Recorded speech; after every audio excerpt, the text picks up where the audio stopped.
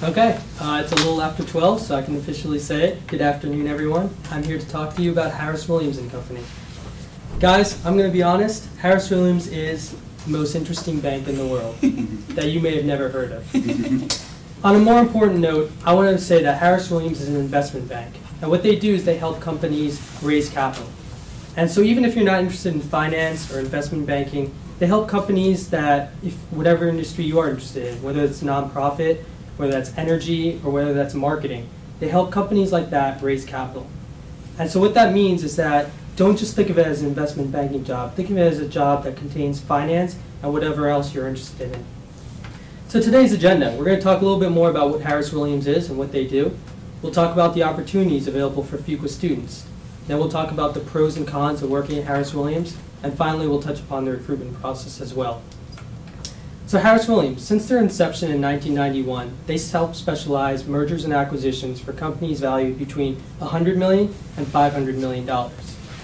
Now, what that means is that they act as a middleman. They find companies looking to be sold or bought, and they help to raise capital for companies looking to acquire other companies. And that's really where Fuqua students such as ourselves would come in. We help work the finance and work the deals for those types of transactions. Which leads us to our next point, opportunities for Fuqua students. So Harris Williams has 7 offices located throughout the United States and 1 office in London. So there are international opportunities for Fuqua students as well. These offices are located in major US cities throughout America. And Harris Williams has separated themselves into 11 different industry verticals. And these range from anything from aerospace all the way to food and beverage. The largest market, however, is healthcare. And what they're seeking from Fuqua are associate-level investment banking positions, which means you have a team of analysts reporting to you, and then you in turn report to a managing director within that industry vertical. So that said, let's talk about some pros and cons of working at Harris Williams. Now this is investment banking, so we know the obvious con, or obvious pro. And that is, you are extremely well compensated for your efforts. There is a substantial bonus package for working there. However, I want to touch upon some other pros for working there that you may have not otherwise thought of. And that is, it is a very energetic workplace. As a result of them being a smaller sized bank, you work on several smaller deals at once, instead of working at another bank where you would be working on one very large transaction for almost a year. Finally, it's very well respected for mergers and acquisitions. And that means there's a level of stability afforded by Harris Williams that you wouldn't otherwise see at another bank that engages in other riskier transactions. And like I mentioned, extremely well compensated for your efforts. Now, there are obvious cons to working at Harris Williams as well, and we know one of them being investment banking. There are extremely long hours. You will work 80-hour weeks, and you will work weekends and holidays as well. That said, there are other cons as well, and that is because they're a smaller sized bank, it limits the specialization that they can have in terms of working on larger, more glamorous deals, sometimes worth billions of dollars. Furthermore, they need a demonstrated ability in finance and accounting. And that means P does not equal MBA for Harris Williams interns or graduates. What that means in all seriousness is that you have to have very, very good grades, and especially in finance and accounting. And like I mentioned, long hours as well.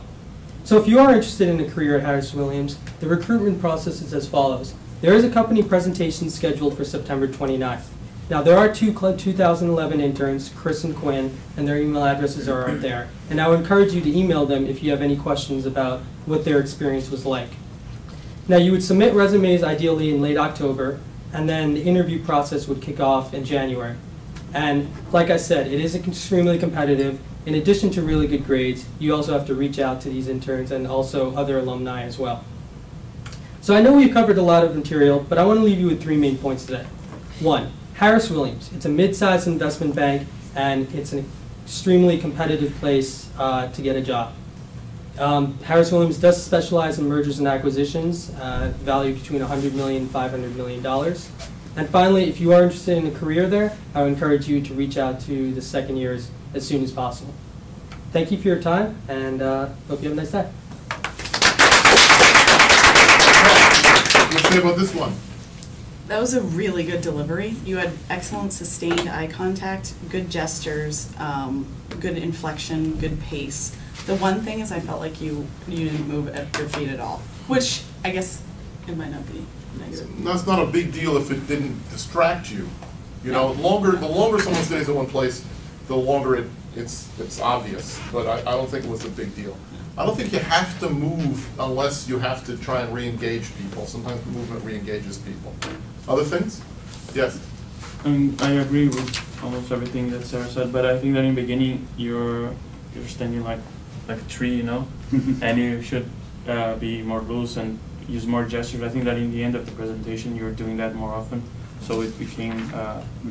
Some of that rigidity burned off, but at the beginning you were a little bit tense. Yeah. You looked a little tense. Okay. Yeah. I think it was a very good balance between the pros and the cons. Who's next? And also I think that you made a good use of your pictures, your slides, and some funny things without losing credibility. I mean, I think you did a great job in delivering, same as Sarah said. Speaking of credibility, tell me again your credibility. What do you mean? Like why? Why are you credible about this? Because I did a lot of research on it? Okay. Did you say that? No, I didn't. Okay. So in other words, once again, I don't know whether it's an inside view or, I need to know a little bit about why I should listen and why I should listen to you. That's part of it. That's part of the plan. All right. So you need a credibility step. You seem perplexed. It's just because I didn't mention, it's the first time I'm hearing it, you know what I mean? Like last time when we were grading it, I didn't. Okay. I think if you looked at it, you'd see that you okay? Okay. I'm okay, I'm sorry. I think you did mention it a little bit, maybe you just didn't pick up on it. It is one of the things about, why I should listen or why I should listen to you is part of it. Okay. It doesn't have to be a big deal. It Right. doesn't have to be like, I'm an expert on it. You can say I did research on it, that kind of thing. Right. But it's a matter of, did you work there? Is it inside, outside view? Those kinds of things. You sold me on the interest pretty well, and your map was pretty clear, and the logic was pretty obvious for that, so that was good. Your stance, especially at the beginning, this may come into the rigidity, was a little bit too wide. You put your legs a little bit too wide. And that's exactly right. Even a little bit less wide than that, and it ends up being like this guy's dug in, and there's some people get that just because of the angle they're in. Okay? You signposted and used your slides this way as to signpost really well, but you didn't give me any key takeaways in the transitions. Okay. You just said, sometimes you just said, that said. You didn't even give me a topic of what we had done. So you need to give me key takeaways as you move from one part to the other. That's what we've been talking about. Make sure I know what it is you accomplished so that I can connect it to the next thing. Mm-hmm. All right? At that point, the first time we heard the key takeaways was in the end. And I don't know if it actually matched up to the specifics of the key takeaways that people were hearing as they went. What you want to do, especially as you go into a longer presentation, is not have people on the wrong track. You want to make sure that people are connecting up. That's what would have changed a little bit of this pattern, where you would have been able to connect up a little bit more and change some of it. But in general, it was nice and calm, loud, and good gestures, so I thought that was good from the delivery standpoint. All right? But if you go back and think about, like, if you had a transcript of this, you wouldn't see any transitions, really, except for the slides were doing the transitions for you, and you were naming the next topic. That was it. So signpost was there, but the transition of the link between the two content points wasn't as clear. Okay. Okay? Thank you.